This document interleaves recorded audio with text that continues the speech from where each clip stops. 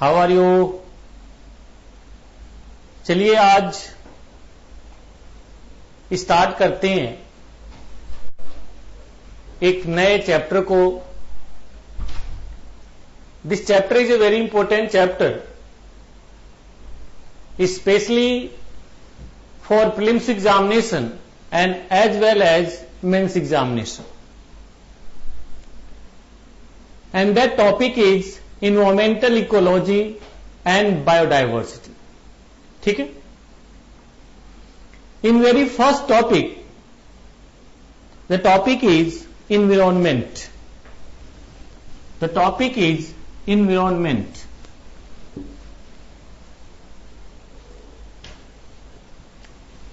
Environment word is coined by या derived by the word French word environ. यह French word environ से derive हुआ है, जिसकी लिटरल मीनिंग होती है in circle. The literal meaning of environ is in circle. Circle means चारों ओर. ठीक है? इसी को हिंदी में आप देखेंगे तो आप कह सकते हैं पर्यावरण. जो हिंदी के वर्ड परि प्लस आवरण से बना हुआ है. परि मीन्स सराउंडिंग, मीन्स चारों ओर. आवरण मीन्स घेरा. इसका मतलब यह है कि हमारे सराउंडिंग में ऐसी बहुत सारी बायोटिक एबायोटिक वस्तुएं हैं जो हमें घेरे हुए हैं. We are definitely surrounded by many things like biotic and abiotic. उसी घेरे को, उसी सराउंडिंग्स को हम लोग इन्विरोनमेंट या पर्यावरण कहते हैं. ठीक है? तो याद रहेगा, पर्यावरण इन्विरोन मीन्स ऐसी चीजें जो हमारे सराउंडिंग में पाई जाती है. Very clear. ठीक है? इसको आप लोग एक पेंट्राहेड्रल डायग्राम से भी समझ सकते हैं. पेंट्राहेड्रल डायग्राम से भी आप लोग इन्विरोनमेंट या पर्यावरण को समझ सकते हैं.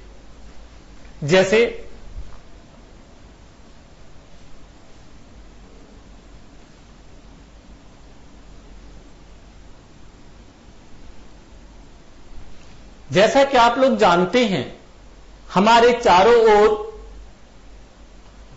वायु है. Surrounding are there is a presence of air, presence of water and presence of different kind of rocks.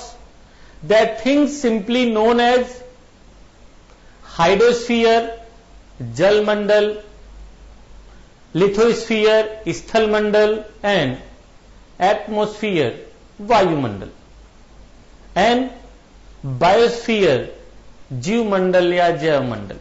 जैसे suppose this is hydrosphere,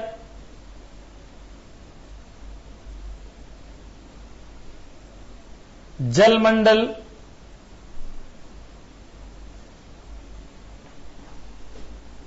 lithosphere, स्थल मंडल,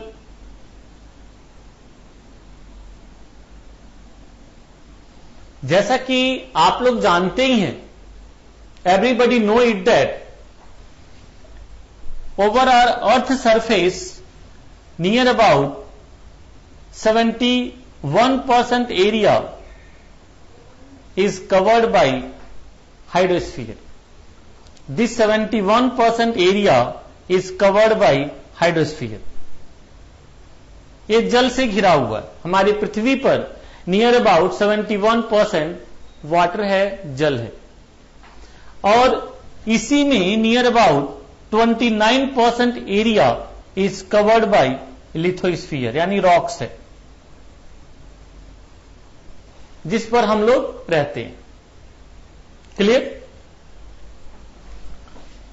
और उसके साथ और भी है.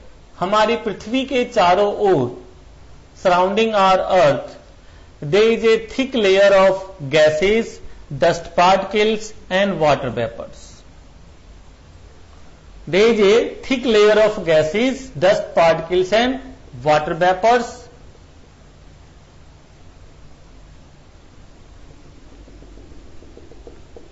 धूल कण जलवाष्प आदि का मिश्रण है, इसे ही हम लोग कहते हैं एटमॉस्फियर, और सिंपली यू कैन से वायुमंडल। यही है, और इसी पर हम लोग यहां पर कहीं पे हैं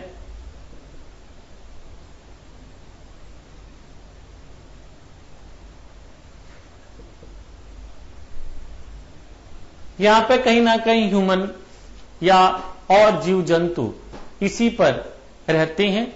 अब इसी को जरा देखिए, यानी कि पृथ्वी के ऊपर हाइड्रोस्फीयर है, लिथोस्फीयर एंड चारों ओर एटमॉस्फियर।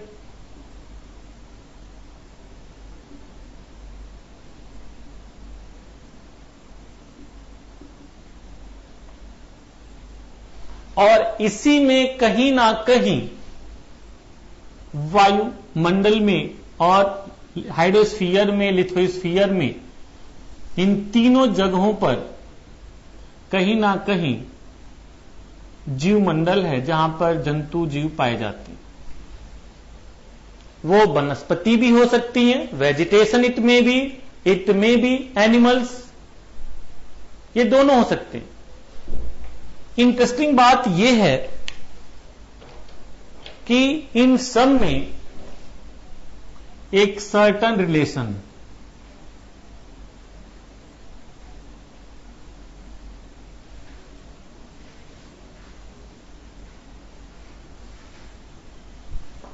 इन सब में एक सर्टन रिलेशन है।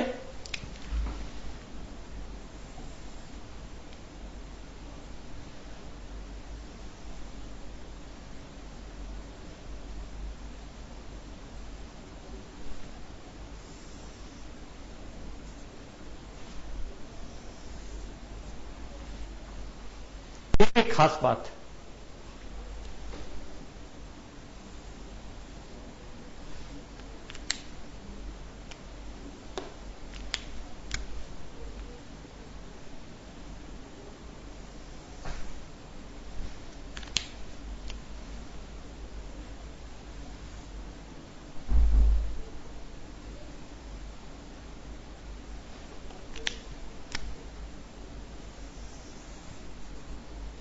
ये देखिए, ये सभी आपस में एक दूसरे से जुड़े हुए हैं। They are interrelated and interdependent to each other. जैसे हाइड्रोस्फीयर आप देखोगे, जल बायोस्फीयर में भी है, ये बायोस्फीयर में भी है।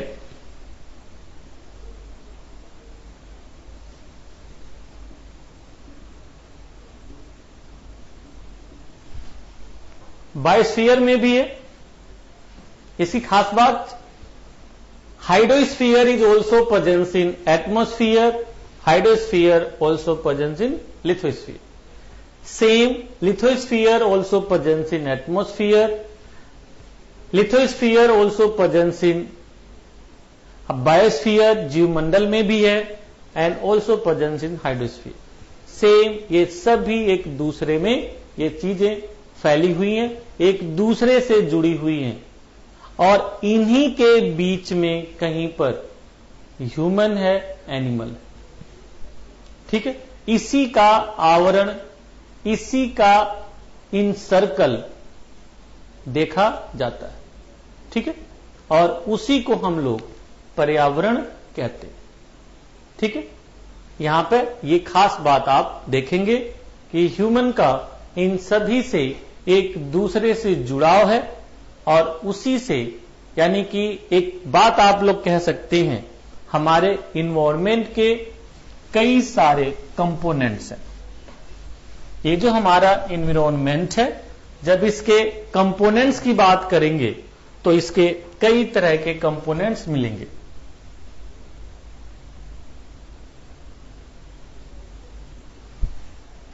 इसको आप सिंपली कह सकते हैं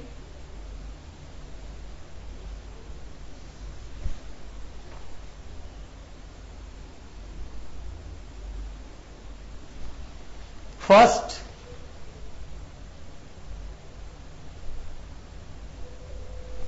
फिजिकल इन्वायरमेंट,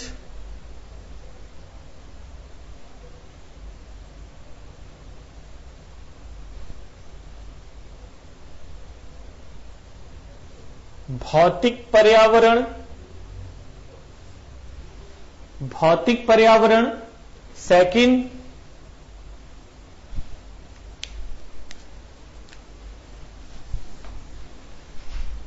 बायोलॉजिकल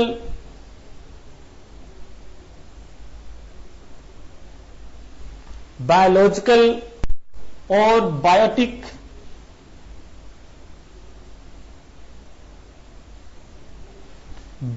इन्वायरमेंट,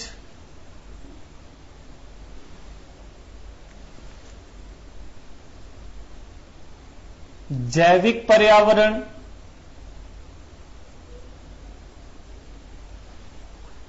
पर्यावरण एंड थर्ड है जो वो है सोशल और मैन मेड पर्यावरण।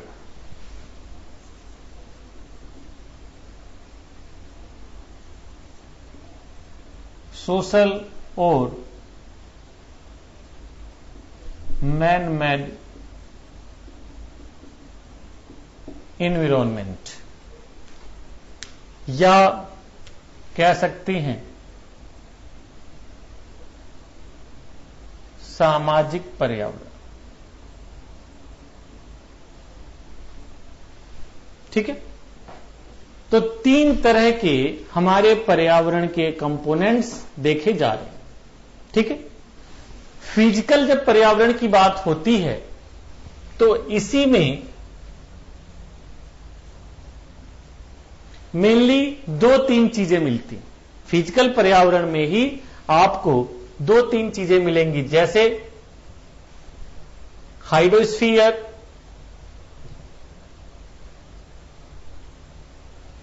जलमंडल, second lithosphere,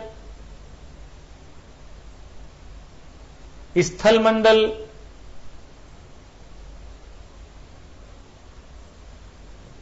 and third is atmosphere.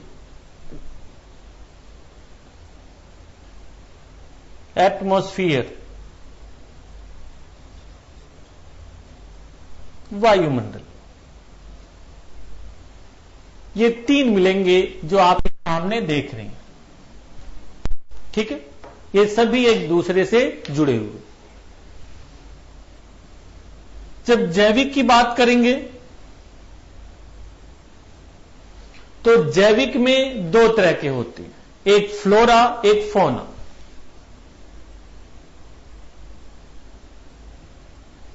Flora यानी कि वनस्पति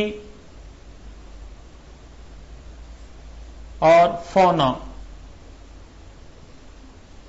यानी कि जंतु, ये दो होते हैं।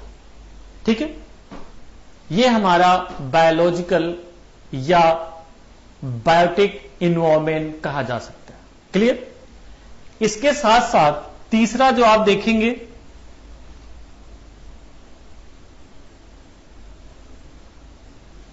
सामाजिक पर्यावरण का मतलब यह है कि ह्यूमन भी इस बायोस्फीयर का एक पार्ट है।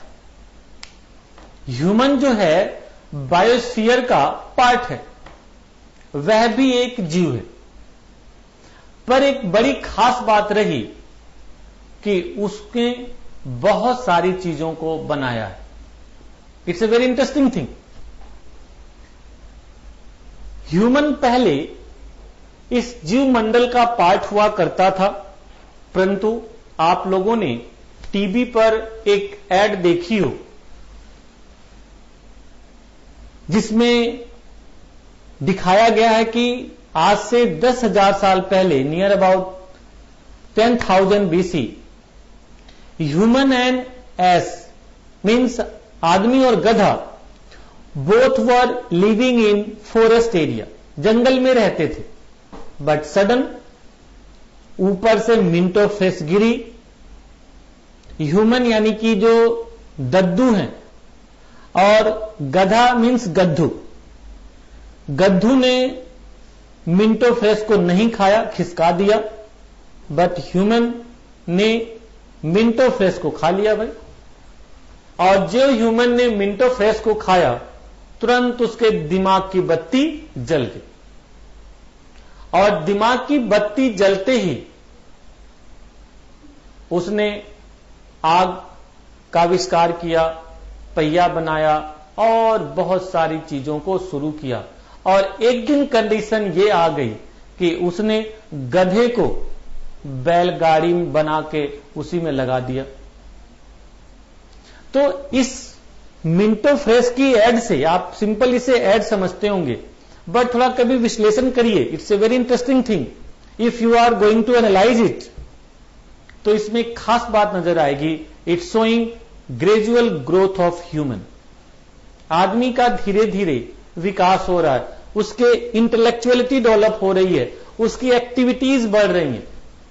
आप लोगों ने मूवी भी देखी हो 10,000 BC, एक बड़ी अच्छी इंटरेस्टिंग मूवी है, कभी टाइम मिले तो I would like to suggest to all of you just watch it, कि कैसे पहले ह्यूमन रहता था जंगल में, बट ग्रेजुअली उसमें चेंजिंग आए, चीजें बदलती चली गई। इस चीज को मैं आप लोगों को आगे अभी समझाऊंगा, बट तो भी आपको कभी टाइम मिले देखना चाहिए, ठीक है। तो ह्यूमन जो पहले जंगल में रहता था वो धीरे धीरे एग्रीकल्चर शुरू किया, खेती बाड़ी करना शुरू किया, खेती बाड़ी यानी कि एग्रीकल्चर एक्टिविटीज, फिर इंडस्ट्रीज वगैरह स्टैब्लिश किए, और धीरे धीरे ह्यूमन एक ग्रुप में रहने लगा, सोशल एनिमल के रूप में कंसीडर करने लगा, और वो उस सोशल लाइफ में यानी कि जो अपने आसपास अपने जैसे लोग हैं उसमें वो बहुत ही सेफ फील करने लगा, सुरक्षित महसूस करने लगा, ठीक है। उसी को हम लोग सोशल इन्वायरमेंट कहते हैं, ठीक है।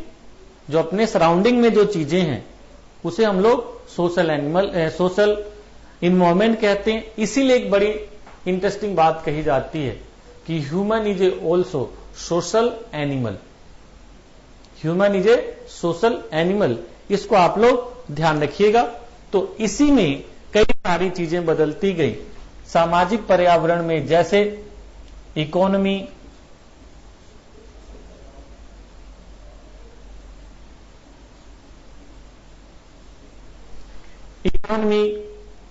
इसके साथ साथ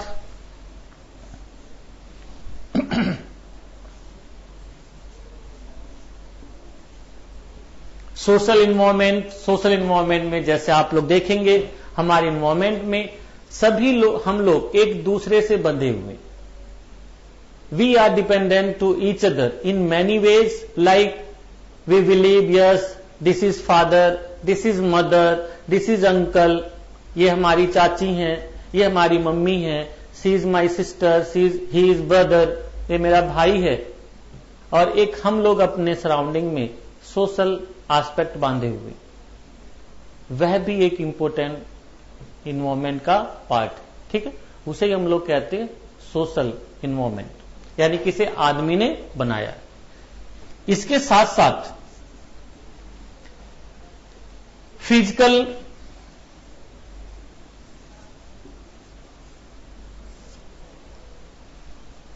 यानी कि हमने बड़े बड़े मकान बनाए, सड़कें बनाई, बहुत सारी चीजों को ह्यूमन ने क्रिएट किया, और वे सभी चीजें बायोस्फीयर का पार्ट। इसीलिए इस अभी आप लोग इस डायग्राम में 4 हेड देख रहे हो, इस डायग्राम में आपको 4 हेड दिखाई दे रहे हैं, बट बाद में विद्वानों ने इसमें कहा नहीं भाई 4 हेड नहीं है, 5 हेड है, and that is known as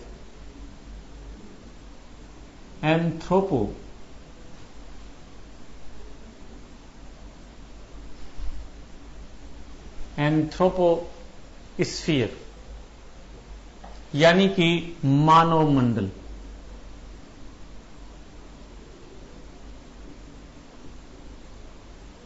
मानव मंडल, इसका मतलब है कि मानव ने एक धीरे धीरे जीव होते हुए भी एक अलग से मंडल अपना क्रिएट कर लिया।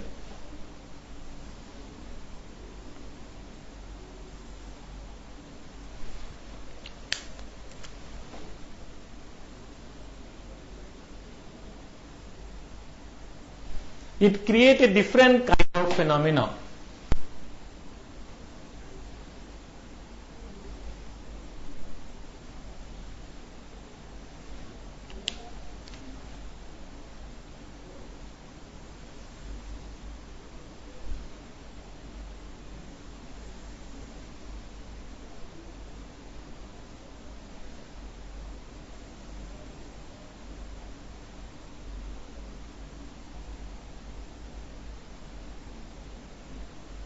ये देखिए, मानव प्रकृति में है, मानव प्रकृति में है, जीव मंडल का पार्ट है। Human is a part of nature, he is living in our environment, he is living in nature, but it create its a different kind of sphere. That different kind of sphere is known as anthroposphere. देखो यहां पे अलग से ही, इसीलिए तो simply इसलिए कहा जाता है हमारे स्फीयर के, हमारे एटमॉस्फेयर के 3 पार्ट्स हैं, उसके 3 कंपोनेंट्स हैं। There are 3 component. First is physical components, second is biological environment, और थर्ड है सोशल और मैन मेड इन्वायरमेंट। 3 पार्ट बनते, ठीक है। इस तरह से हमारे पेंट्राहेड्रल जो डायग्राम है ये बात प्रूफ करता है। एक बड़ी इंटरेस्टिंग बात है कि ये जो ह्यूमन है, इसको बना लिया आप लोगों ने, यू हैव राइट डाउन।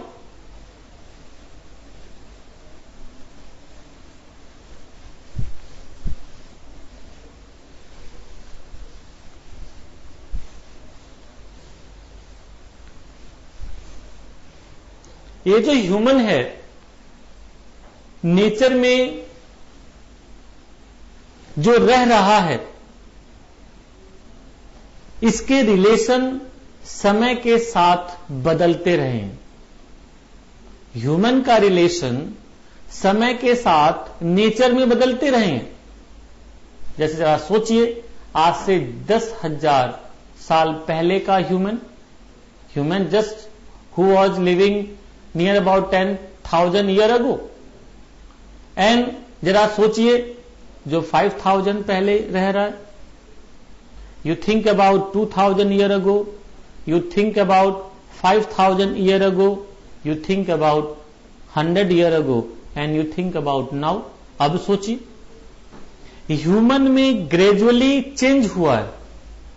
आज जो हम इतनी एक हाई टेक्नोलॉजी पर बात कर रहे हैं, आप इंडिया के किसी भी पार्ट में हैं, not only in India, it may be you are abroad, but my lecture is going on, we are interacting now. How it possible? Because changing with time and due to changing of technology. तकनीकी में परिवर्तन हुआ है और जिसका परिणाम यह है चीजें बदल रही हैं। आज हम लोग इतनी दूर बैठे हुए बात कर रहे हैं, एक दूसरे की बात समझ रहे हैं। क्लियर? ये ह्यूमन और नेचर का रिलेशन क्या रहा, यानी कि हम एक अगला टॉपिक इसी से जो रिलेटेड है कह सकते हैं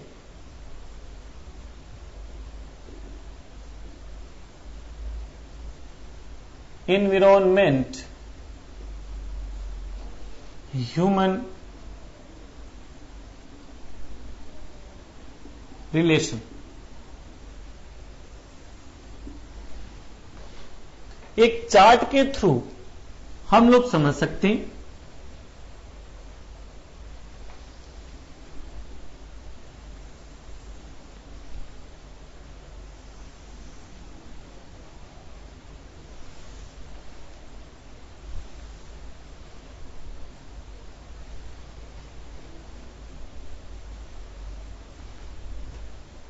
इसको बना लीजिए आप लोग।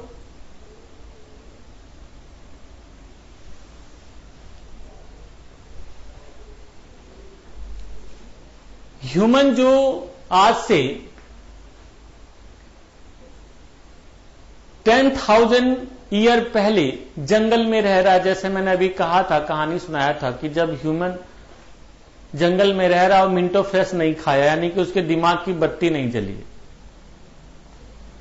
तो ह्यूमन जंगल में रहते हुए एक अन्य जो वहां पे लाइफ है, वाइल्ड लाइफ है, उसी की तरह से रह रहा है, उसी की तरह से घूम रहा है, यहां वहां जा रहा है, हंटिंग कर रहा है, और वह नेचर का एक बड़ा छोटा सा पार्ट है। नेचर में मिलियंस एनिमल्स हैं, प्लांट्स हैं, उसी में वह भी एक फिजिकल पार्ट है, छोटा सा पार्ट है, वो वहां पर रह रहा है। तो उसी को हम लोग पीरियड कह सकते हैं, काल।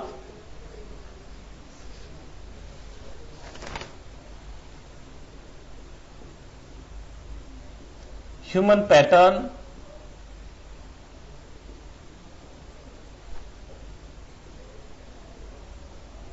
मानव स्वरूप, and third relation.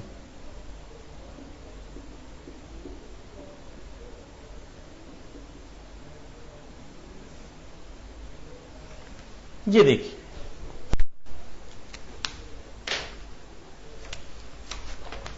First period of hunting and food gathering.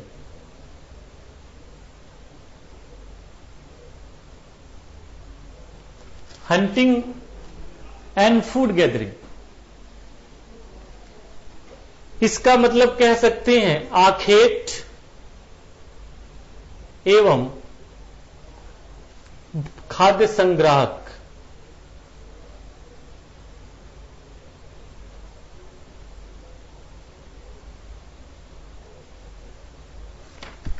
खाद्य संग्राहक का human is A just physical, human भौतिक मानव है,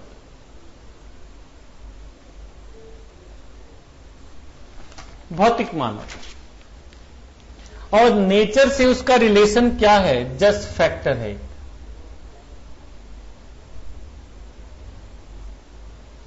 कारक है।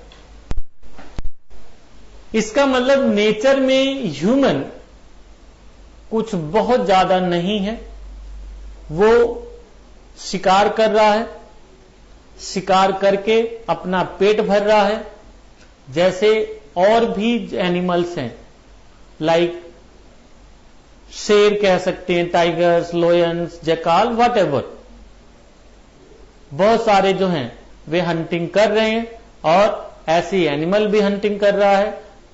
कहीं पर प्लांट्स हैं, उनकी लीफ, उनके फ्रूट्स, उनके फ्लावर्स, फल, पत्तियां वगैरह जो हैं गिर रही हैं, उनको तोड़ के ला रहा है और उनको खा रहा है। इस तरह से अपनी वो लाइफ को चला रहा है। ठीक है, तो वो पीरियड कहलाता है period of hunting and food gathering. It was near about 10,000 year ago, ये 10,000 साल पहले था। बट 10,000 बीसी के बाद ह्यूमन में चेंजिंग आए हैं ग्रेजुअली, कि ह्यूमन धीरे धीरे अपने को बदल रहा है। Second phase was period of animal domestication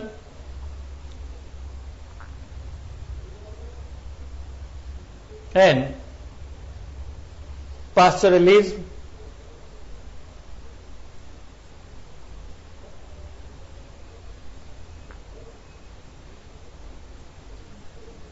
पास्चरलिज्म यानी कि पशुपालन और चारागाह।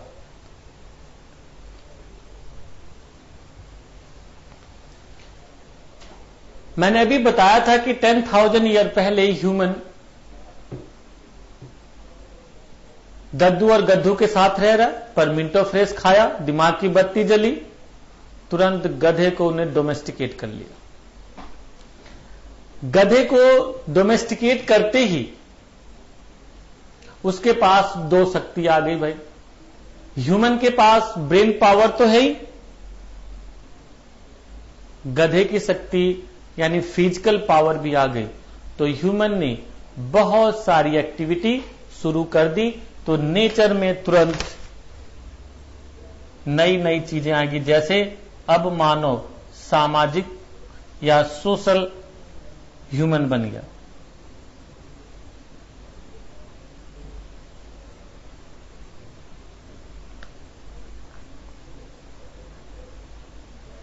सामाजिक मानव। अब नेचर में वो मॉडिफायर हो गया।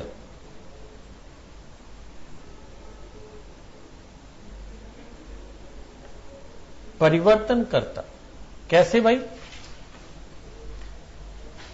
मानव यानी ह्यूमन अब धीरे धीरे घर बना रहा है, अपनी लाइफ को इस्टेब्लिश कर रहा है,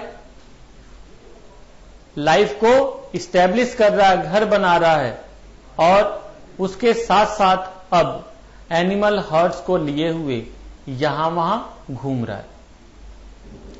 एनिमल को समझ में आ रहा है कि एनिमल का हम एनिमल रियरिंग करेंगे, एनिमल पालेंगे, तो उससे हमें कुछ मिल्क वगैरह मिल सकता है, दूध मिलेगा, there is a chance of meat, there is a chance of leather, there is a chance of bone, उनसे हड्डियां मिलेंगी और उसका डिफरेंट वे में यूज कर पाएगा।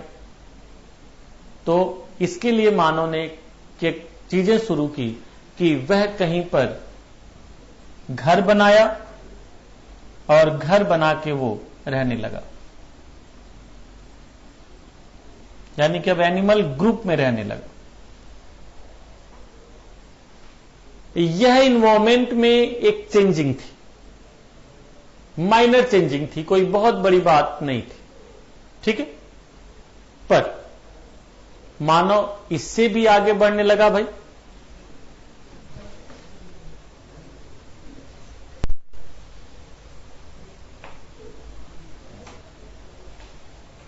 यानी कि थर्ड कह सकते हैं, it's was period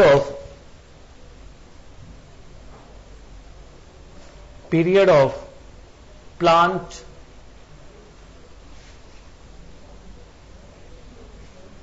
domestication and agriculture.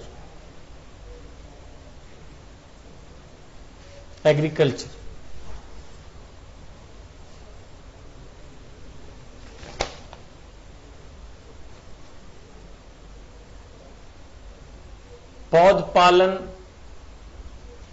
और कृषि। आप लोगों ने 10,000 मूवी देखी, 10,000 BC, उसमें लास्ट में एक बड़ा अच्छा सीन है कि जब वे आदमी जो गए हुए हैं वापस आने लगते हैं तो मक्के का कुछ दाना उसे देते हैं और समझाते हैं कि बेटा जाओ, तुम इसको डोमेस्टिकेट करना, इसको बोना, बोने की शुरुआत करना, तो तुम्हें बहुत सारी चीजें मिलेगी, इससे उत्पादन बढ़ेगा। 10,000 BC यानी कि नियर अबाउट 10,000 BC के बाद ह्यूमन बहुत तेजी से चेंजिंग कर रहा है। जब वह पशुपालन के बाद खेती करना शुरू कर दिया, इट स्टार्टेड एग्रीकल्चर,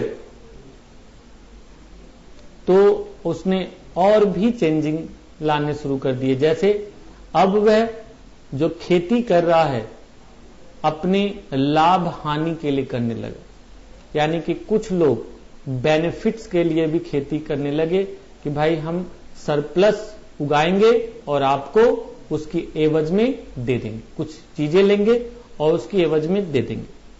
और धीरे धीरे ह्यूमन बन गया आर्थिक मानव, इकोनॉमिक ह्यूमन।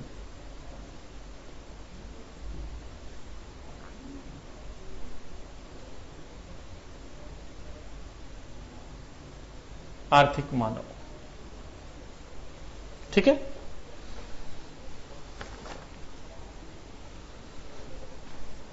ये सॉरी, इसको आप कर लीजिए रूपांतर करता,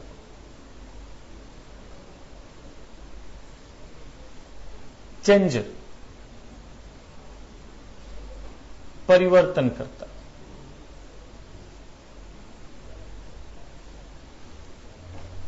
ह्यूमन चेंजर बन गया, एक बड़ा उसने परिवर्तन चीजों को लाना शुरू कर दिया, ठीक है।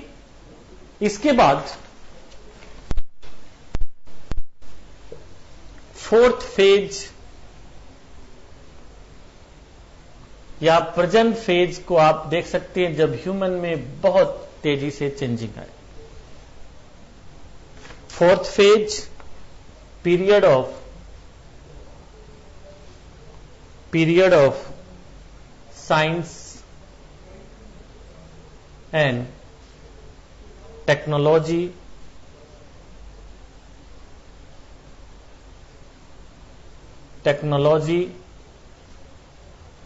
and industrialization.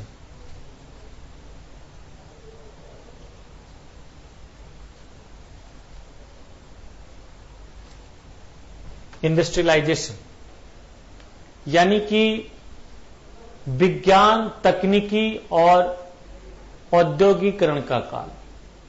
तो चौथा काल है जो लगभग 200-250 साल पहले शुरू हुआ, जब मानव विज्ञान,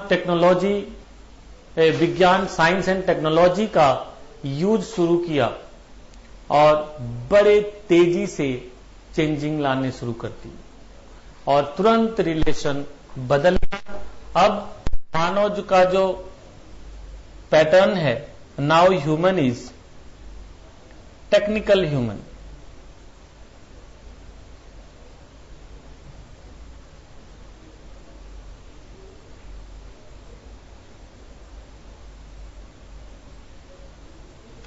टेक्निकल ह्यूमन,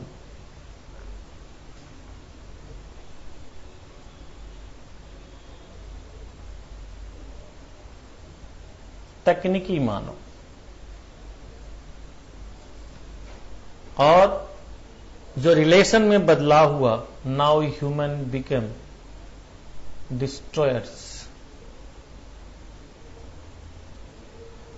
विध्वंस करता।